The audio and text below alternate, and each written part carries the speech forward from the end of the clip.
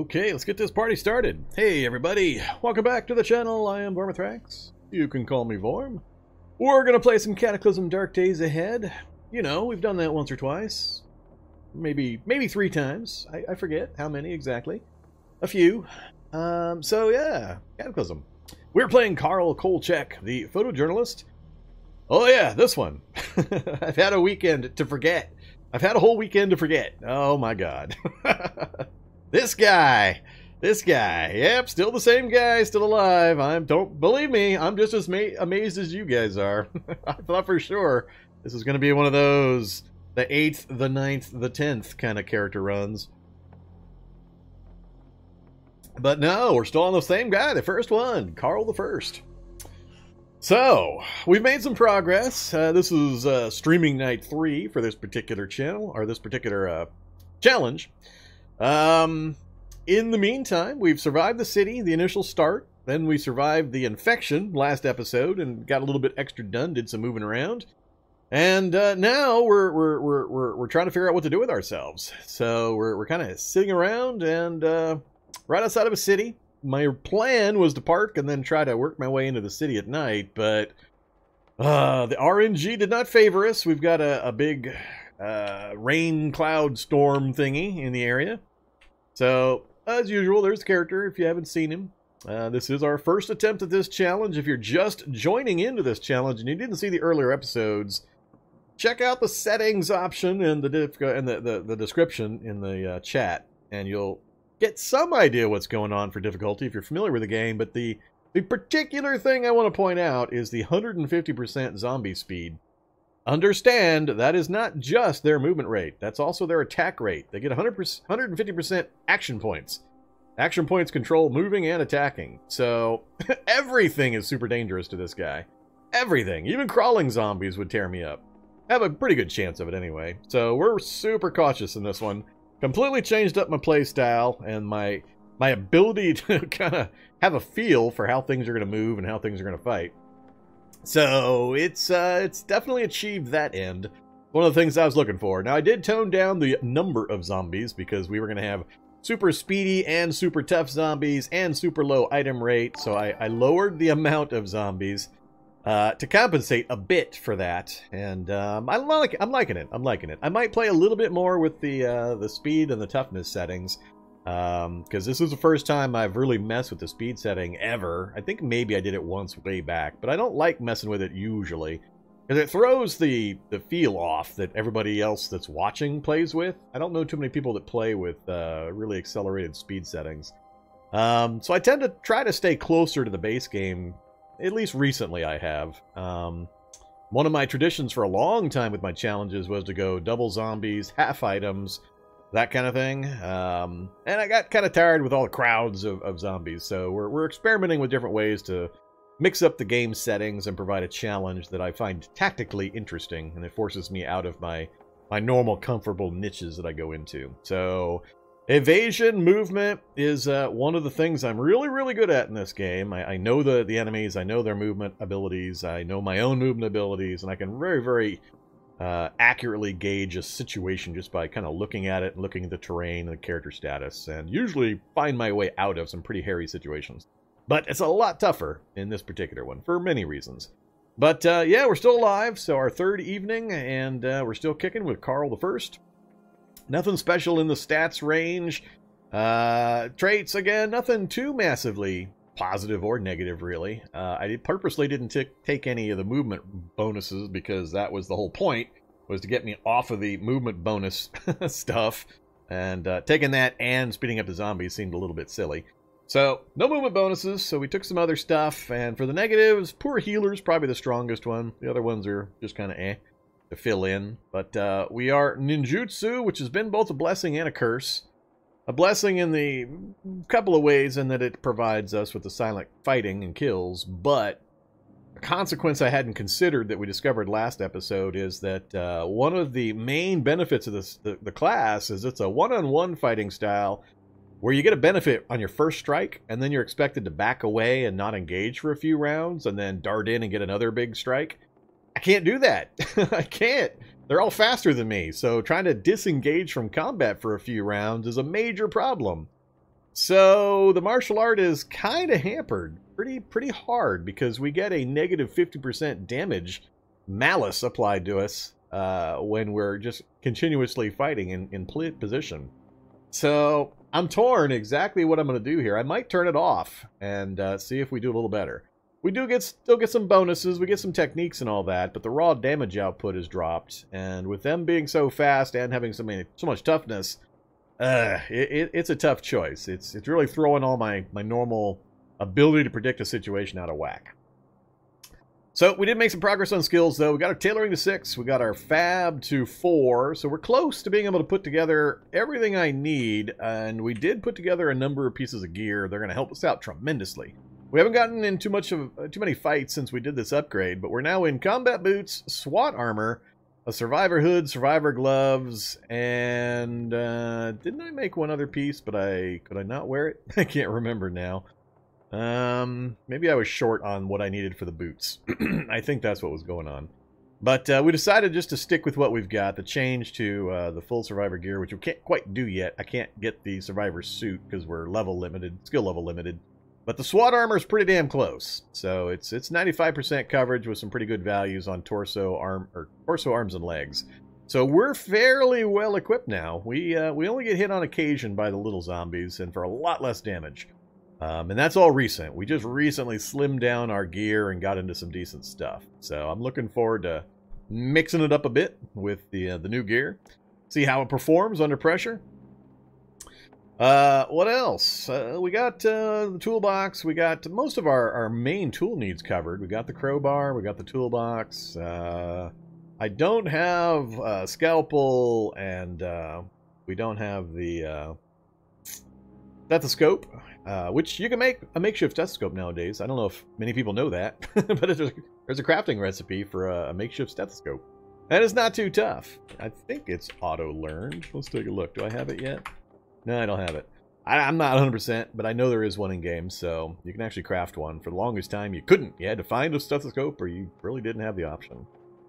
So, yeah, there's our gear. We do have an M4 fully loaded. Not a lot of extra ammo for it. And we're mostly still in the avoidance stage. This whole run is mostly avoid zombies. What is our kill count? Our kill count is a whopping 17. 17 kills. And I think a fair number of those were running them over with a car. The last fight I remember was that stupid cockroach fight, and damn, that guy was hard to kill. Ah, that was horrible. That cockroach fight just sucked. But I think probably half of these are kills in the vehicle that we got recently. Yeah, because I've been avoiding fights.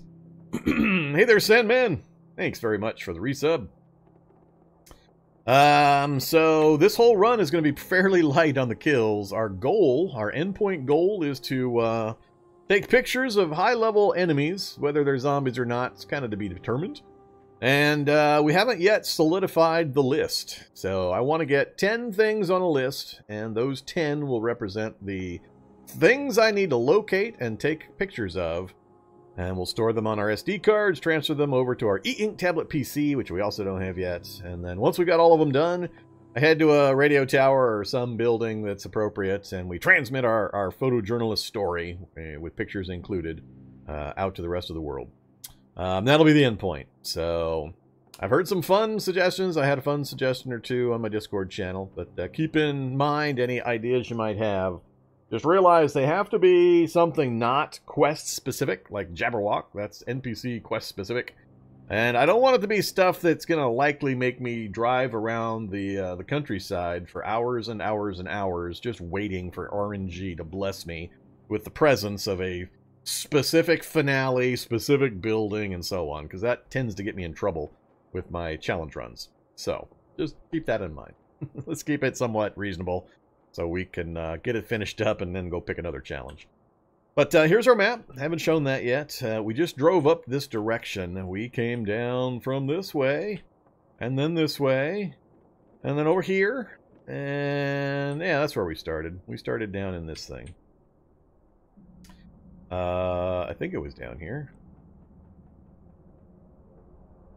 Yeah, I've lost track now. Yeah, it had to have been down there.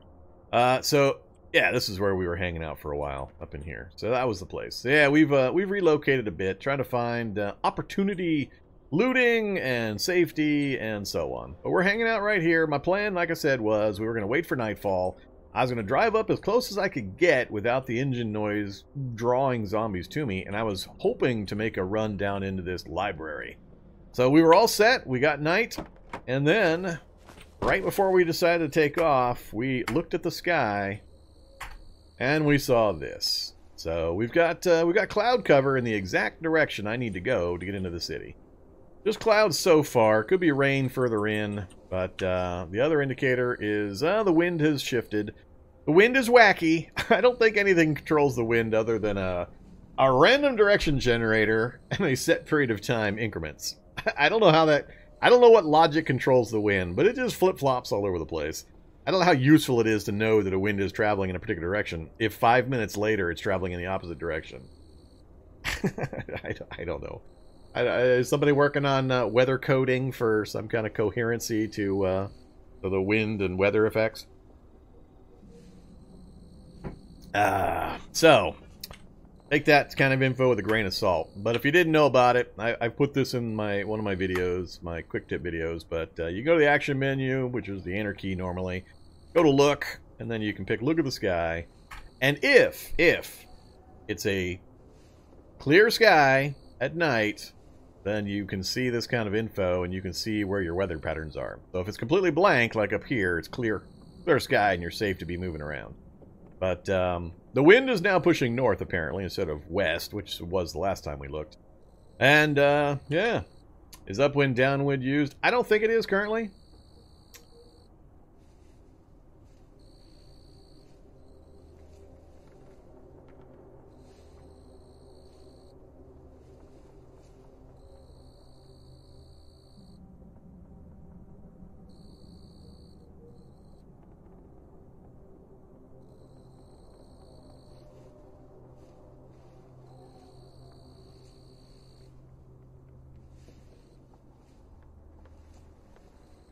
Alright, I don't know what I pushed there. Apparently I was tapping keys and I hit some kind of mute key. I don't know. But, yeah, the scent cloud's not being affected by the wind.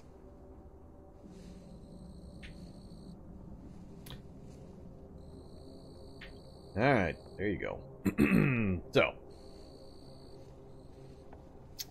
Nah, that was me fumble finger something. I don't know what I pressed. I don't have any of my...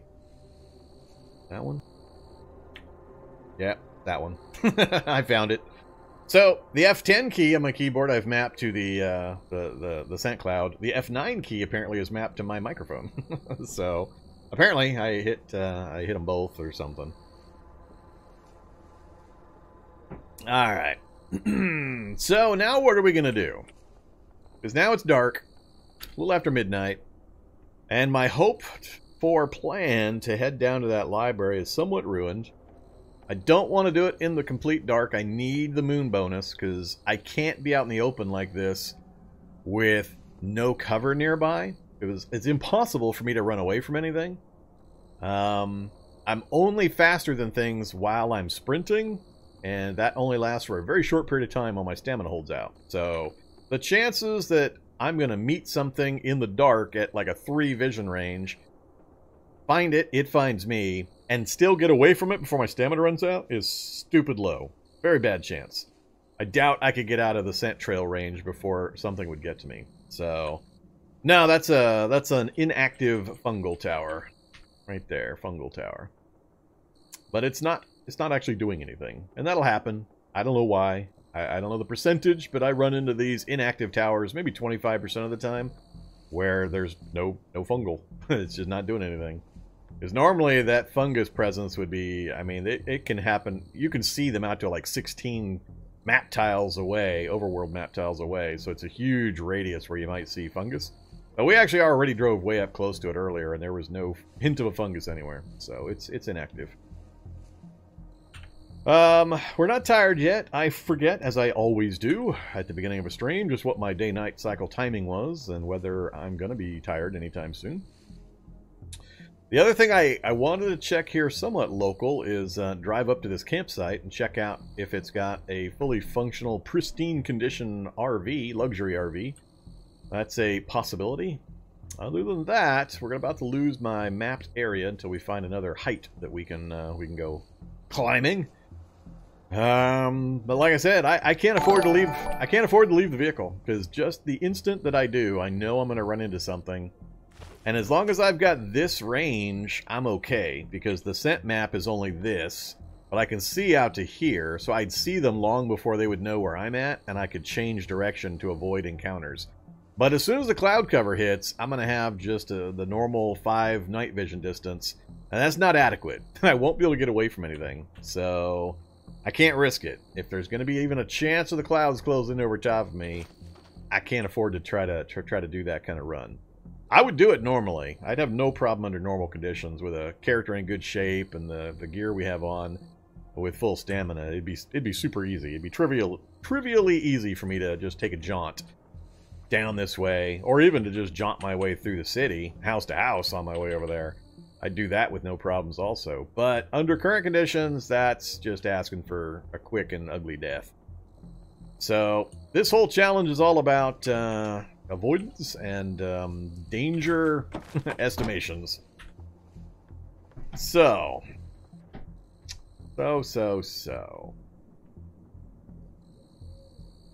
What to do? Other option I have is I could just sit. I could just wait. I could sit here and wait, and like wait an hour and see if the clouds go away or move enough that they're no longer going to impact me. But I think if I'm going to do that, I'm going to do it closer. Let's go ahead and drive in closer, and then we'll just see if the clouds go away. Why are fungal enemies dangerous? I've never really encountered them. Yeah, it's... Alright, that's a big conversation. That's a big conversation. There's really 2 parts to it.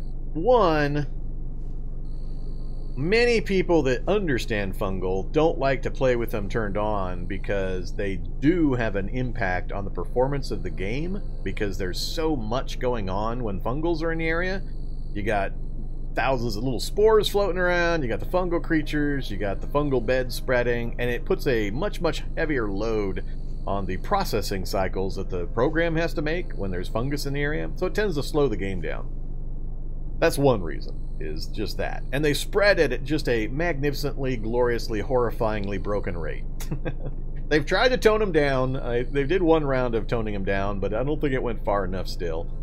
So they tend to spread like mad. I mean, if you go to sleep or do anything that passes time with any fungus in your reality bubble, by the time you stop or you wake up, it's just wall-to-wall fungus everywhere. The entire landscape that you step out of the building into is going to be fungus.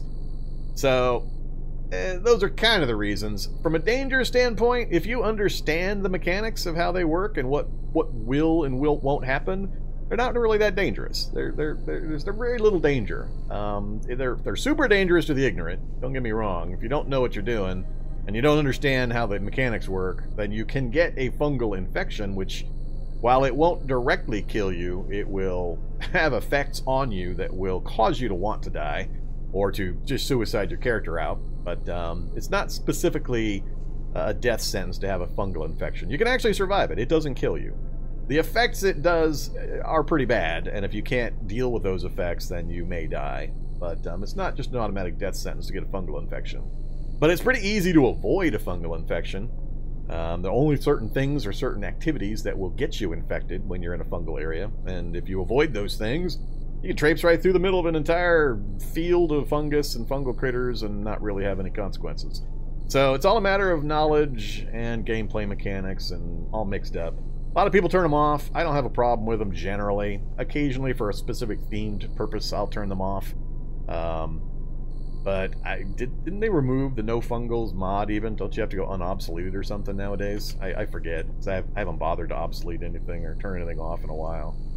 But as with most things in the Cataclysm, with knowledge comes power, and if you know how to deal with them, they can actually be pretty useful, because they cause distractions to the zombies, the regular zombies, and you can get a lot of free loot if you do things correctly, but you don't want to live near them. So it is really, really hard to live near them. So most people in the early game or when they're still learning, they get pretty annoyed because they're not real good or they don't know how to move. I mean, it's an infinite world. If you have fungus nearby and you don't want to deal with them, go somewhere else. Move. That's the answer. Don't try to burn them out. It's a waste of effort. A lot of times people say, oh, it's fire. Just go use fire. Go use fungicide. Yeah, that's great advice for that instant that you're standing on the screen. But as soon as you leave and you go to sleep, the fungus is all back again. It's damn near impossible to eradicate every single little nook and cranny of fungus. Killing the tower does not stop the spread of all the other fungus that's in the area. So just move. It's very simple. You don't want to deal with the fungus, just move. You're not going to eradicate it. Just go away. Go somewhere else. Alright, so, yeah, there's my first rant for the evening. I guess that's not really a rant. I'm not too excitable about that one. I do think it adds a valuable addition to the game. I don't want it to go away. I do wish they would tone it down a bit with the speed that it spreads and its impact on game performance. It's the only thing I wish about it. Otherwise, I think it provides some interesting mechanics and interesting gameplay options and lore and all that kind of stuff. So, anything else to turn off? Z-levels. Turn off Z-levels. Go to options, go to your current world, go to Z-levels, and set that to false. That is by far the number one thing that will speed up a game in general. Now, you'll only notice it in places with a lot of Z-levels. And by Z-levels, I mean you have ground level, and then if you have let me do it this way. You have ground level, and if you have a laboratory, for example, that goes 6 levels deep, that's -1 Z level, -2 Z level, -3 Z level. And then if you're in a city, for example, you might have a building, the apartment tower that's got first floor, second floor, third floor. Each of those is a Z level. By turning Z levels on or having it on, the game is computing all of the actions, all of the enemies, all of the effects, or all the Z levels, all the stacks, all at the same time, simultaneously. So there's a huge increase in activity and processing power that's required. If you turn Z-levels off, only the level you happen to be on, your character happens to be on that time, that's the only level that actually has any kind of processing going on. All the other ones are basically held in stasis until you move to that level. And it will help tremendously in certain situations. If you're just driving around the countryside and there are no Z-levels, there are no other things, then it's not really going to do anything. But as soon as you go into a big city, as soon as you go to over top of a lab, anything like that, you will notice a pretty big difference in performance, depending on your device. But yeah, Z-levels by far is the number one thing that will help you out if you're having that kind of problem. Now, I know nothing about the Android stuff, so I'm talking about general Cataclysm play. I got to assume that the same thing is going to be true on Android, but I have no specific experience with any of the mobile port versions. You can turn it off and on at will, but be warned, I've done that in the past without too many problems, but we had some weird occurrences in some recent live streams where I was at a lab, sitting outside the lab in my vehicle, and it had started to annoy me with the slowdown. I mean, I would try to sleep, and then I would hit the sleep button, and then I would just go to chat with the audience for 5 minutes while I waited for 8 hours to go by in-game. Or I would try to craft or read, and it just takes so long for the game to process turns, I was getting pretty annoyed. So I tended to turn off Z-levels in those situations, just so I could speed up gameplay for my audience. And when I did that, we discovered that I turned off Z-levels, and when I did, several weird things happened. All of these zombies in the lab relocated themselves. So enemies that were previously inside the containment areas, they were locked in cells and containment areas and so on, were suddenly free and out and moving around the hallways. In addition, the security bots in the finale rooms all teleported to the top floor, into the one of the corner rooms in the top of the lab. And a lot of the field effects, like electricity and fire and things like that, teleported up to the ground floor outside the lab building.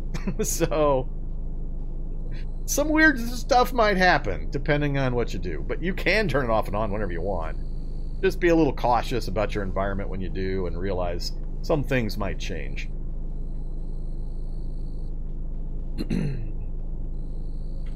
And I've only seen that kind of behavior a couple of times, so I don't know if it was particular to those playthroughs for some reason, or something about the build, or if there's always a chance of that weirdness happening. Alright, let's, so we're making our way... yeah. So we're making our way down south towards the library. We haven't lost our night vision yet. So either the clouds have moved or it hasn't updated my vision mode yet. Sometimes you can move / drive into a cloudy area and it doesn't update the vision information for a while. I'm actually going to stop here for a second. We need to hop out of the vehicle so I can check.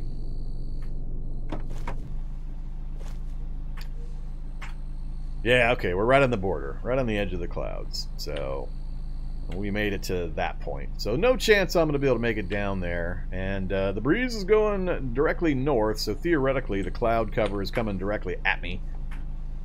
So the cloud cover is going to be rolling north to cover me up here in a second. So where are we now? I think I'll just wait right here for a bit. We'll let some time pass right here.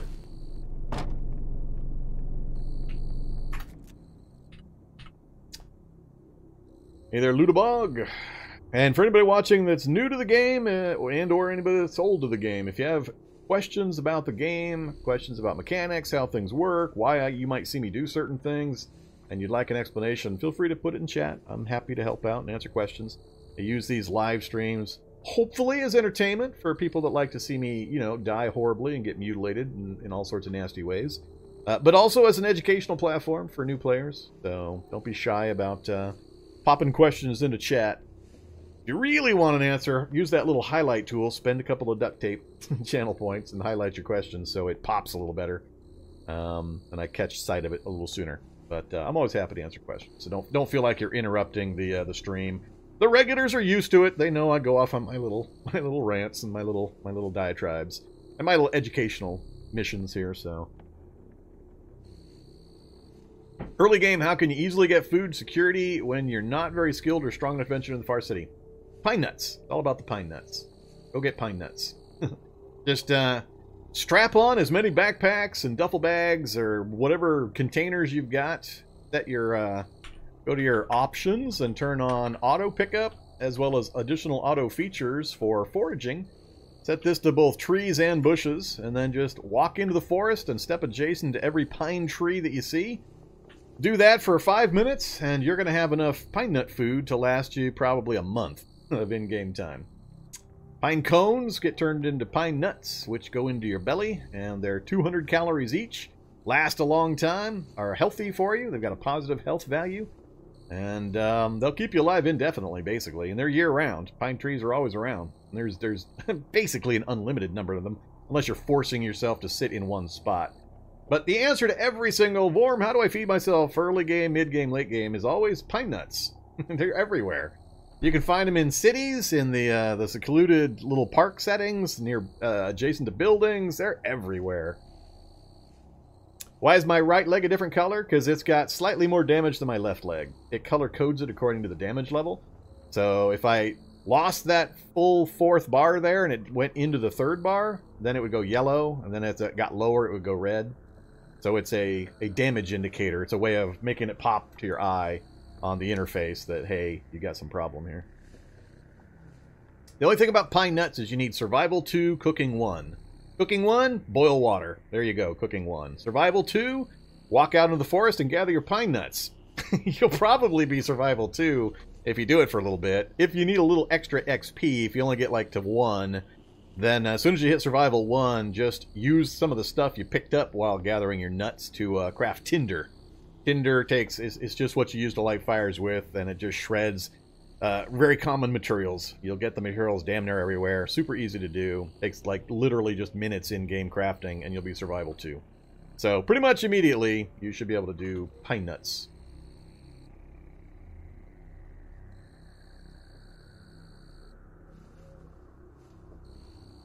Used to watching me on YouTube, first time to catch the live stream. Oh, well, you're lucky. This is where all the action is. This is where you can't fast forward, though. You're stuck with me. You get to listen to all of my little educational side steps, and you get to just rail against me not doing what you want me to do. So this is where the excitement happens right here, though. What's a good starter weapon for melee? That's a hard conversation, because I mean, if you know how the game works and you know the mechanics, all of them for various reasons. Cudgel, I'm partial. You guys don't see me use Cudgel much because I know the game too well, and I just avoid fighting until I get better stuff. But I mean, when I play my games, don't use my gameplay as kind of examples for your own, because I tend to start the game, avoid fighting, and then I'm in the mid game. So I skip that early stuff a lot of times and just go straight to mid-end game stuff. Just because I know the game too well. But Cudgel's good. Cudgel's good. So the reason, as if you look here, so Cudgel. I mean, it's very basic. It's basically just a rod of wood. And it doesn't look impressive with only 8 bash, but it's got an okay moves per attack. The to-hit bonus is deceptively important stat. Don't discount this number. +2 and +3 are really good and really helpful, especially against targets that are kind of hard to hit. And it's got some other abilities, techniques. Precise strike, rapid strike, and parry. This is very important, this parry. Gives you a blocking ability, so you can block damage with the rod. So you're going to take a lot less damage by using this. You can strike faster when the rapid strike triggers. And you can also stun an enemy for a couple of turns, which can be invaluable. If you get a stun attack off, and then you need to bail, you've got at least a 1 or 2 steps advantage while they recover from the stun. So don't discount the fact that it only says 8 bash. You still get these other abilities. It's going to help you with the defense. It's going to strike more often. And you got this stun ability. So I like the Cudgel. A lot of people say just use your makeshift crowbar. Well, nobody should be making the makeshift crowbar anymore because it's a useless piece of crap since it no longer opens doors and windows. There's no point to making a makeshift crowbar anymore. It's the same as a hammer. So don't bother. Plus the changes to lockpicking and all the other stuff. But I think Cudgel is the easiest thing to get early game and to use. Other people will say the 2x-sword, which I'm not... it's, I can't remember now. Where is it? What's it called? That one. 2x-sword. I'm not a fan. I don't like the 2x-sword. I'm not sure why it's even faster than a Cudgel to attack, but less damage bonus, only medium blocking and none of the other two. So I'm not impressed with the 2x-sword. But it does depend somewhat on your martial arts if you picked one. 2x-sword works with ninjutsu. There's a lot of little things you got to understand to make some of these determinations. So, but I'm preferable to the Cudgel. Other people will tell you get one of the early spears, which is fine. You can throw things. You can throw rocks at the early zombies and kill them if you're on the normal difficulty levels. Slings are good. Staff slings are good to work towards. Lots and lots of stuff. Are the techniques auto on attack? Yeah, they all fire off on their own recognizance. They're not under your control. Most of them fire off when you critical hit something, and that's where that +2 bonus is going to help. The to-hit bonus is factored into whether or not you critical hit. There are a lot of other things that factor in, dex and perception. And I don't know all the formulas. I'm not a code guy, so I don't know all the formulas, but the to-hit bonus figures into that critical hit rate. So having a high to-hit bonus is going to basically mean, hopefully, that you're going to fire off those techniques more and more often. So that's one of the reasons. Let me back up here. Early food, got that one. Good weapon, got that one. Leg color. How soon do zombies reach endgame evolutions using standard mutation rates? So, oh man, you guys really are looking for all the info. All right, let me give you a real quick breakdown on how the evolution system works. So, let's look here real quick. Current world. When you create your world, this is the create world screen, right? You have an option right here called Monster Evolution Scaling Factor. The default is 4. I've got mine set to 3. We'll return to this one in just a second. You also have these two, Initial Day and Spawn Delay. So, Initial Day is the day that the Cataclysm occurs. How many days into the year the Cataclysm occurred? By default, it's set to 60 and the Spawn Delay is set to 0. So these are set on default currently. So we all enter the world on day 60 and the Cataclysm also occurred on day 60. The point of these is so that you can preset different starting conditions.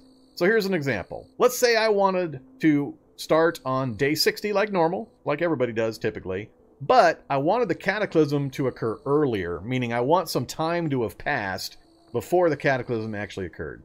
So what you can do is you can say, all right, the initial day is going to be 60, or the Cataclysm I'm going to have on day 40, for example, and then I want 20 days.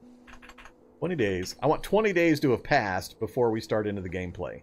So Cataclysm occurred on day 40. 20 further days have passed since that point. They still equal 60 total, which is going to be day 60 start. but I'm going to have a couple of weeks have gone by. So food will have advanced through the rotting stages, so less of the food will be available. Zombies will have evolved in that time period, etc. Now, how zombies actually evolve is what this one deals with, the monster evolution scaling factor. And I'm just going to give you the real basics, but what happens is each monster in the game is assigned a half-life value. The half-life value indicates the point at which half of that pool of enemies, so let's just say standard zombie, it's given a value, and the half-life point that it's given, the number, represents how many days into the game it's expected that half of that population of type of zombie will have evolved. So the evolution number here, the scaling factor, is a multiplier. So normally it's on 4.0. So somebody told me that standard zombies have a half-life of 28. That means 28 days. If the multiplier is 4.0, the default, take 4.0 times 28, that is how many days into the game that it's expected to go. And at that point, 4 times 28, somebody do the math. I don't do math in my head while I'm streaming because it's notoriously evil. But multiply 4 times 28, and that's when half of the zombies, the standard zombie type, will have evolved. So if you set it lower, that means you're not multiplying by as large a factor. You're going to have faster evolution. So if you do monster evolution of 1.0, then 28 days later, half of the zombies of that type will have evolved. If you set it higher, you're going to get slower evolution. So it's going to take longer for the populations to evolve. But that's what's going on. All the monsters have a half-life value that they've been set when they were created. You just multiply that by whatever your scaling factor is, and that's the expectation when half of them will have evolved. Now understand, that means that you will have really, really big outliers sometimes. You could spawn into the world and have a shocker brute staring you in the face on day one. It is possible, because the half-life value doesn't dictate minimum and maximums. So it is possible to have upgraded zombies really early and really late, depending. It's just going to be randomized between those, and uses these averages. So that's kind of what's going on there. So feel free to do your own math.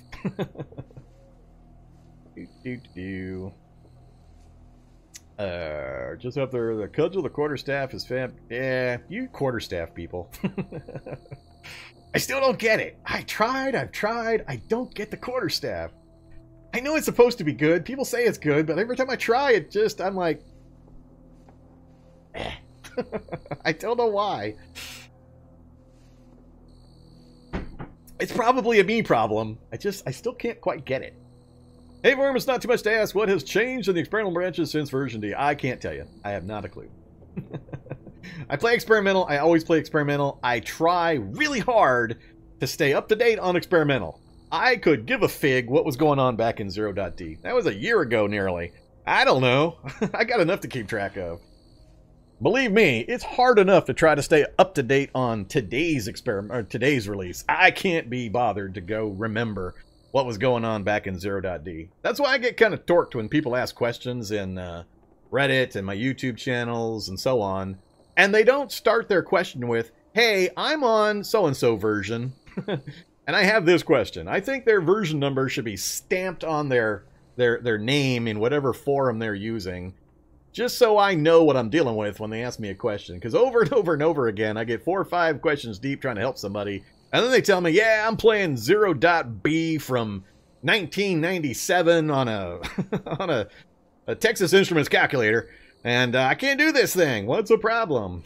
So it's a nightmare trying to answer questions for Cataclysm, because so many people use so many different versions from so many time periods, and most of them don't know to tell me up front what version they're playing. And I can't honestly remember. I really don't. I play too much Cataclysm, but I always play the current versions, the experimental branch, so I have not a clue how the game was played back in 0.D. Somebody will bring it up and I'll say, oh yeah, I vaguely remember we had that situation, or that was true then, but I can't run down the changes. There's been plenty of topics on Reddit going through the differences. And you're welcome for the link to the to that mod. Discourse is actually a really good place to keep up on mods and tile sets and sound packs and all that kind of stuff. Because unlike Discord, the Discord chat kind of rolls off, and if it's not a pinned message, you're not likely to find the details a lot of times. But Discourse acts more like an actual forum where you have a topic that persists that you can always go look at and see all the conversations within that one topic. So check out the Discourse if you're not already, especially if you're trying to look up information. Been using spear, but it breaks too fast. Yeah, that'd be the knife spear. They have the fragile tag, so if you're wondering why, the good old knife spear, way back when, and especially if you're learning the game and you're watching videos or reading information about early game starts, they all talk about the knife spear. And a while back, quite a while back now, there was a change made so that the knife spear is now fragile. It has the fragile tag. Where is the, there's the simple knife spear, the makeshift knife spear. How many knife spears are there now?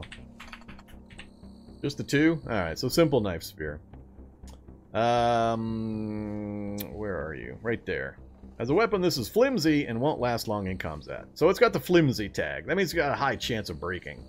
The regular one doesn't, but the early one you can craft pretty quickly has this flimsy tag. So that's specifically why your knife spear, your simple knife spear especially, is not lasting very long because of that flimsy tag. But yeah, it didn't used to be that way. There have been a number of changes. I'm perfectly fine with it. I never had a problem with the change. The reason the knife spear was so prevalent back in the day, the olden days of like 2 years ago, was because ranged attacks or reach attacks were really, really important way back then. Specifically because the bite mechanics for getting a deep bite were way, way looser, way easier to get bitten back then. Any zombie that hits you could basically have a chance to inflict a bite wound on you.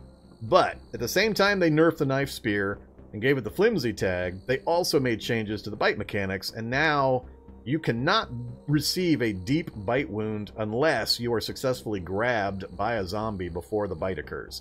So they have to grab you, then a hit has to come in while you're grabbed, and then they have a chance to actually inflict the bite wound. And that was a massive change, because previously you just couldn't afford to get into a melee with anything, because everything could give you a deep bite wound. And the ability to get rid of the deep bite wound was a lot less back then as well. We didn't have nearly the amount of medical gear that is showing up in-game nowadays. So bite wounds were just nasty, common, and really, really hard to deal with.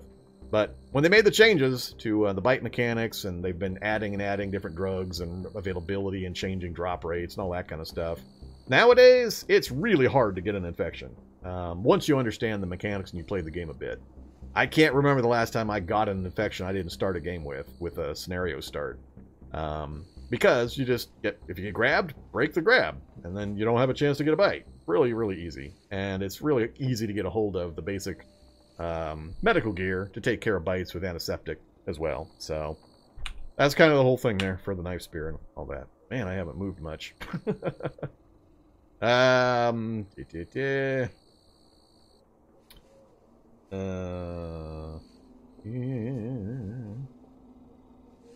Is the way to make the world one huge city, no wilderness? Not quite. What I recommend and what I build, 16.0 doesn't really work real well. I've found 16.2 to be my happy spot for when I'm doing the megacity stuff, but you cannot get the game to generate just literally one wall-to-wall city everywhere. It's going to have room to put in all the other specials and that. You're going to have some wilderness creep in here and there. The map gen gets kind of wonky at a certain point. Plus, by doing that, you're removing the ability of the map generator to provide certain types of buildings in certain locations, like refugee centers. They've got to have this huge area around them that's open. So it kind of depends on your intent. But I found 16.2 seems to be the setting I prefer for when I do my megacity stuff. And even then, I still have to recreate the map a few times sometimes. Have you heard about helicopters? Oh, yeah. Believe me, I hear about everything. I'm on Discord all day long. I'm on Reddit all day long. I mean, you'd be hard-pressed to find anybody that gets this more exposed to Cataclysm than I am on a daily basis. Just because I'm answering questions on all the various forums constantly, so... I know about them. I have no interest in trying them. I'll give them 3, 4, 6 months, then I'll take a look at them. But, for two reasons. It's a brand new thing, and I don't like brand new things in Cataclysm. They tend to be broken. And I'll let other people inflict themselves upon those new things and figure out the biggest problems before I get involved. Because as soon as I start doing anything, then I have to answer questions. Because everybody does, hey, Vormithrax, and I don't want to deal with it. Especially if it's broken and it's brand new. I let it settle in for a bit, then I go ahead and approach it carefully, poke it with a stick a few times, see if it bites me, and then I figure out how it works and do it that way. 0.E has been out for a little while now. What are we at, like 6 months or 6 weeks? I forget exactly when it released, but yeah, 0.E has been out for a while now.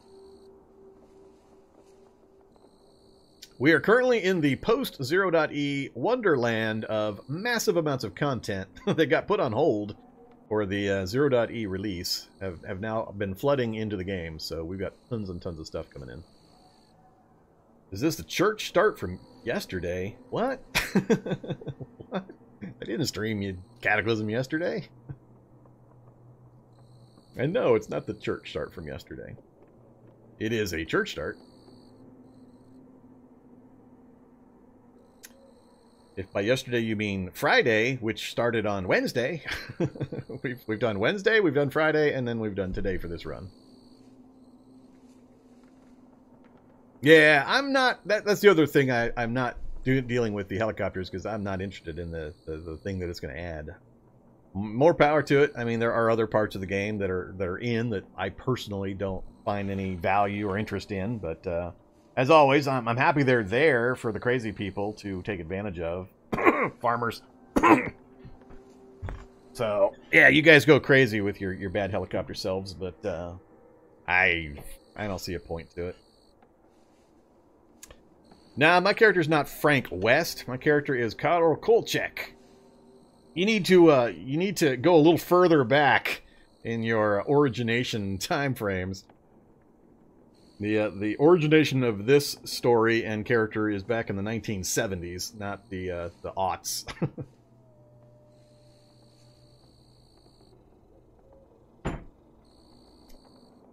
Alright. I have not died yet. We're still on the first character. I just got sidetracked. I told everybody I would answer questions, and they had the temerity to actually ask me some questions. Go figure. Who would have thunk? So, no. Same guy. First guy. Guy we started on Wednesday. We're still alive. If you want to know what happened to him, go watch the VODs. I'm a partner now. My VODs stay up for months. They don't disappear after a couple of weeks like they used to. So, yeah. I'm going to pass some time. You know, in-game. Not just out of game. Let's do it in 30-minute increments, and we'll keep an eye on the weather. See if it clears up before the sun comes up. I got to get moving, if we're gonna, by 3 o'clock. So about 2.5 hours. I can't wait too much any further than that, and I risk getting caught in the daylight, which would be a disaster. So I'm just gonna sit here and wait. Ah, that's funny. See how the cloud cover came over? I lost my vision for a bit, and then it kicked back out again. Let's go check the clouds again, see if they've moved on enough. Look, sky. No, they're just... That silly wind. Where'd you flip-flop to this way? We got... Oh, south. Now it's going south. I swear it's just a random direction generator. It's like every 5 minutes, it just rolls a die. It's probably like a 6 or an 8-sided die, and it just applies the direction. It doesn't seem to be any rhyme or reason to it. Which I don't know why we even bother to have one. If there's not going to be any kind of consequence or organization to it, what's the point? What does it accomplish? I don't know what it's tied to from game effects to begin with, other than maybe briefly it blows the clouds north for 5 minutes, then it's going to blow it back south again for 5 minutes. How does that have any kind of meaningful gameplay impact? Somebody that knows, let me know, because it just seems silly to me. Possibly this is something that needs to be in game so they can then build upon this for later developments or later additions. So it may be partially implemented at this point, I guess. So, yeah, that didn't really change our situation any. So we're going to wait another half hour.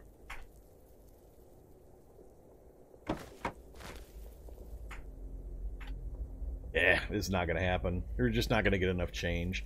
Now we've got a northwest wind. Oops. So we'll go ahead and just wait out one more 30-minute cycle. And at this point, we've just about gotten to the end of my waiting. So it hasn't moved enough. Hasn't moved enough. I'm not gonna still make it down there. So I think we're gonna bag this attempt. I'm gonna go ahead and hop in the vehicle and let's roll. Let's just wait for dawn. Let's just wait for daylight at this point. Oh, I'm tired actually.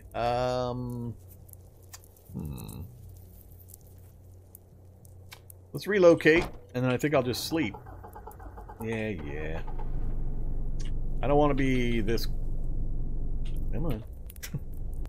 Come on. I don't want to be this close. Let's, Oh, the wolves are back. Great. They found me. And they're stupid fast because of the movement bonus. Let's get... Whoops. Oh, I went too far.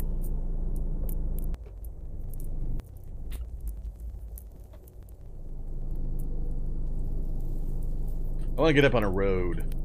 The giddy up on this van is pretty bad off-road, so I want to get on a road. That way, if I need to get, I can get. Alright, we'll just stop right here.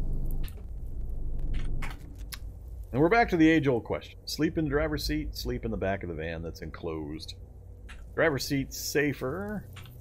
I don't have a pillow or blanket back here, or up here with me, though. What do I got in the basket? I forget. Got my water, got some food, I got some drugs. Alright, let's go, see if I remembered. Did I bring a blanket and a pillow? Oh, crap. I left without our blanket or our pillow? How did I manage that? What a dumbass.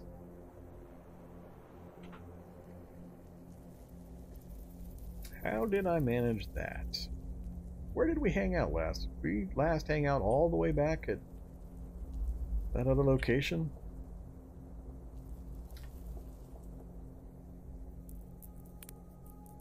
Can't remember if I pulled my blanket and my pillow. Well, that's unfortunate. We could still probably sleep. It'd be a little harder.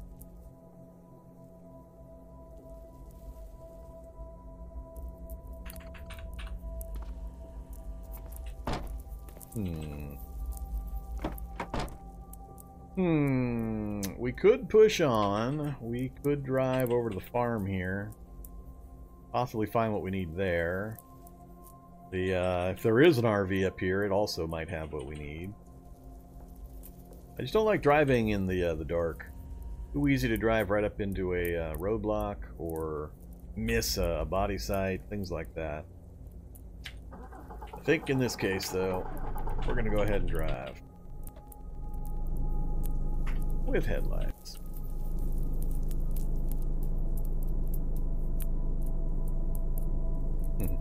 There's one of the forest tiles that has, you know, 1 or 2 pine nuts. It's all pine trees for this entire forest tile. That's probably another month or 2 of food right there.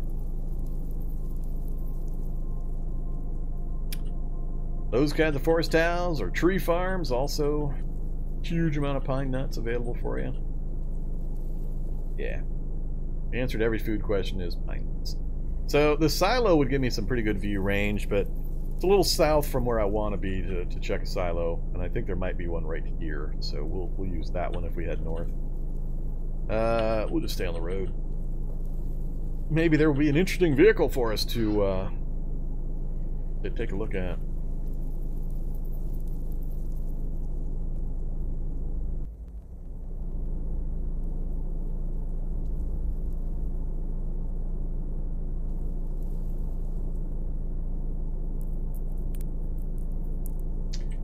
I think maybe I'll go look at the RV first and then backpedal to the farm.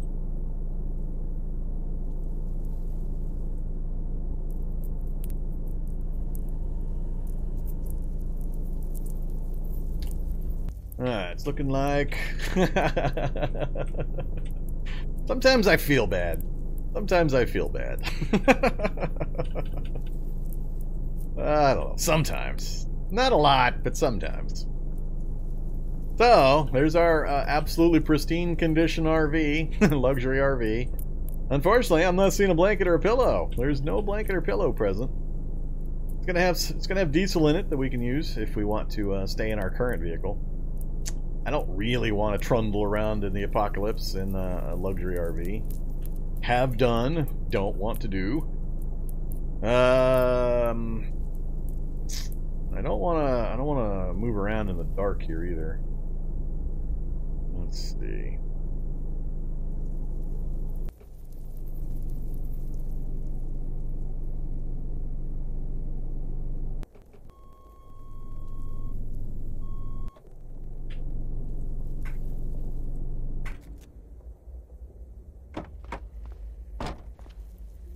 Alright, we got good night vision, so I'll do it as long as we've got our night vision, which is nice and clear. Alright, we'll be okay. Turn safe mode on just in case.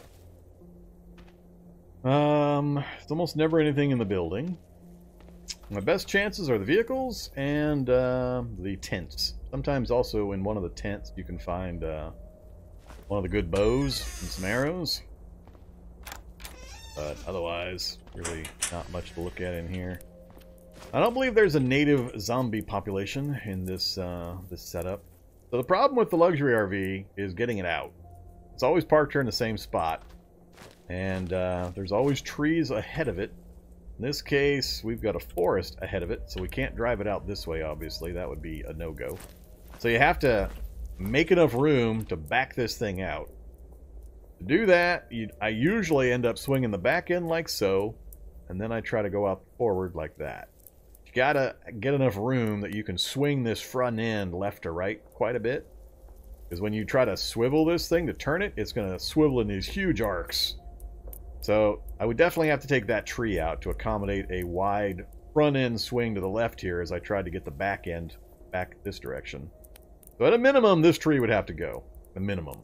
Take the bushes down, take the chairs down, all in this area here. Chop one tree down, and I've been able to get this RV out. It's a little tricky. You gotta kind of work it, but I've been able to do it. Back it out here, and then you roll out forward. So, what you got? If nothing else, we get another 18, 19, 20 liters of diesel nearly. We get some clean water, completely full, pristine storage battery. I get all the leather that I want from all the leather seats. So, yeah. Anything in the side panel? Nope, no gear in the side panel. What's in the apple cider? Old apple cider? Yeah. No items back here, so no blankets or pillows. Alright. And there's a lot of pine trees here in the campground as well. So nothing. Don't need the braziers. Nothing again. Usually the first tent over here, I found a bow in this first tent a few times. What you got? A survival kit, huh? That's got what? The whistle multi-tool. I remember the whistle multi-tool. We thought that was pretty cool. Don't really need the rest of this stuff, though.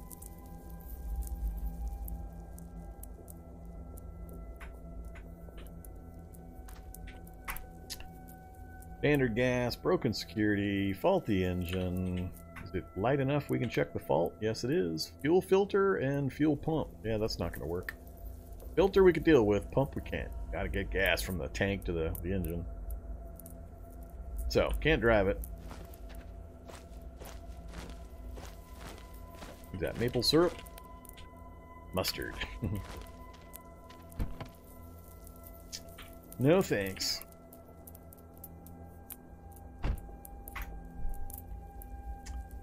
Well, look at this bad boy.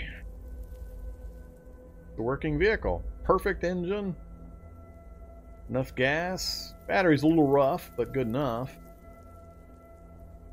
Alternator's also rough, so keeping the battery charged might be a little tough, but otherwise it's a working vehicle.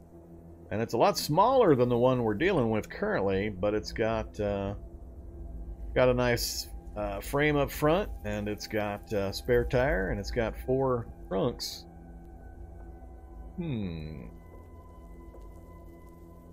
Might have to think about this. I'd prefer this over the luxury RV. Just not sure this is worth switching out for the security van.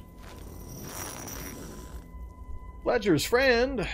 Yeah, we might have to go the bow route on this guy. Like I said, bow-related items, not too uncommon here. Well, a chemisol, that's not quite a bow-related item. Alright, last tent. This is the one I usually, if I'm gonna, this is one I usually find bows in. No, none this time. Alright. Well, not bad. We did get the luxury RV. I would, if I had to guess, I'd say 25% chance for the luxury RV to show up. Is about what I usually run into.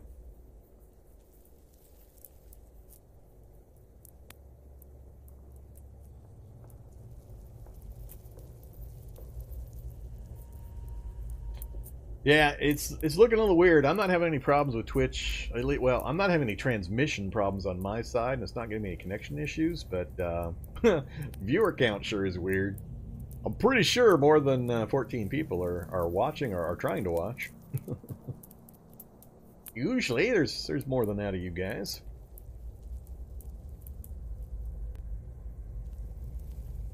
Try to update my web browser, see if it shows anything different.